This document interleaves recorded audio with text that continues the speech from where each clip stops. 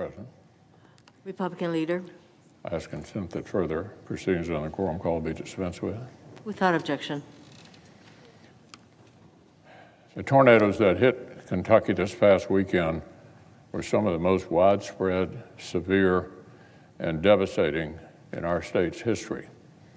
It's still difficult to comprehend the vast scope of this storm. Nearly 40 tornadoes touched down across 6 states.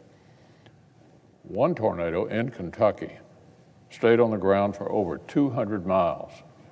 200 miles. This was potentially the longest continued path of any tornado in U.S. history. Towns have been reduced to rubble.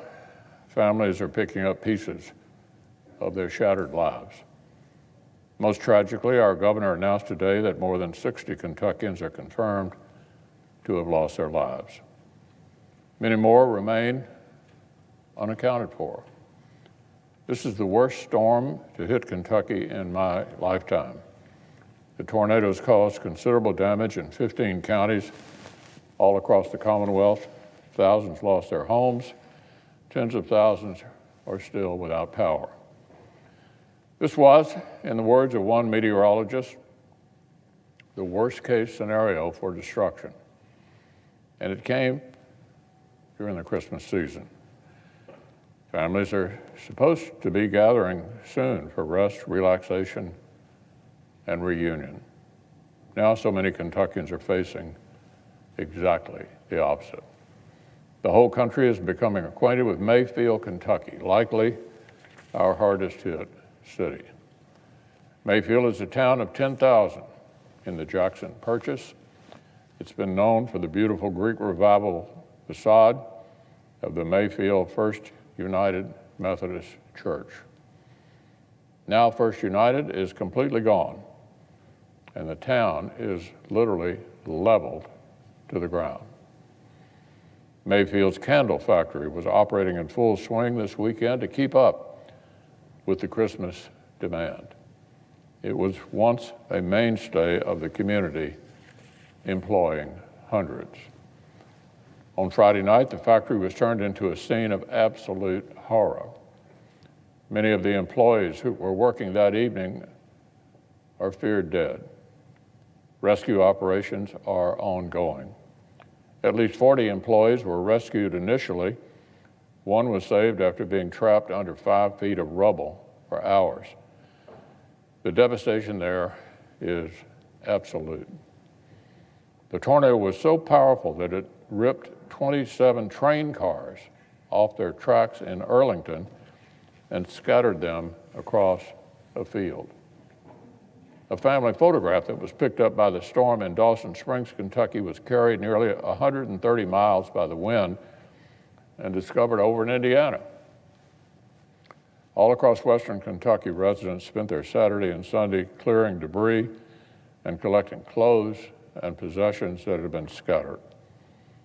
Families were left to inspect the cinder blocks where their houses once stood. The cheery lights of Christmas time have been replaced by absolute destruction. Kentucky has been devastated, but we have not been defeated. Kentuckians are resilient people who will stay strong and united through the crisis. I'm incredibly grateful to the first responders who have been on the ground since the outset: Kentucky National Guard, Kentucky State Police, sheriff's departments, city and local law enforcement, EMS responders, firefighters, doctors, and nurses. Quick thinking and selfless action save lives. Hard-hit communities are receiving an outpouring of support from across the Commonwealth as well as around the country. Americans near and far are coming together to donate food, blood, resources, and shelter to those in need.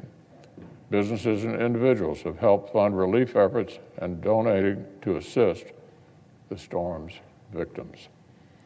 Like many of my fellow Kentuckians, I was incredibly touched by the support offered by the University of Kentucky basketball team this past weekend. While visiting the University of Notre Dame, they led a deeply emotional moment of silence before their game on Saturday night. The team visited the school's grotto to light candles for storm victims and to pray for recovery. We're all praying alongside them. So, Madam President, Kentucky's state motto is united we stand, divided we fall. In this time of crisis, Kentuckians are standing shoulder to shoulder, and we will not fail. At every level of local, state, and federal government across both political parties, Kentucky's leaders have come together to coordinate and to provide aid. Toward the end of the week, I'll travel back to Kentucky to meet with my constituents and visit the areas affected by the storm. My team has been working nonstop to ensure Kentuckians receive the help that they need.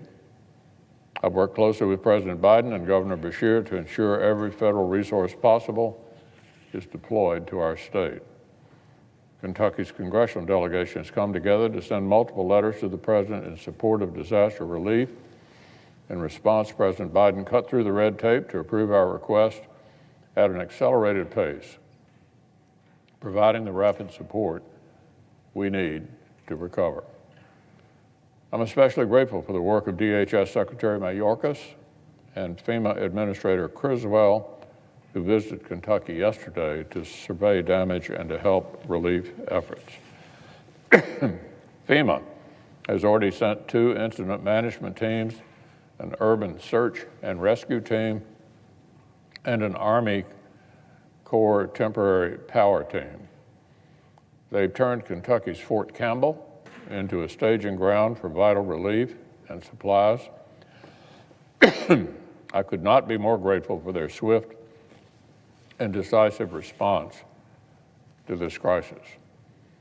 Even in the face of such tragedy, we can be confident that Kentucky will bounce back.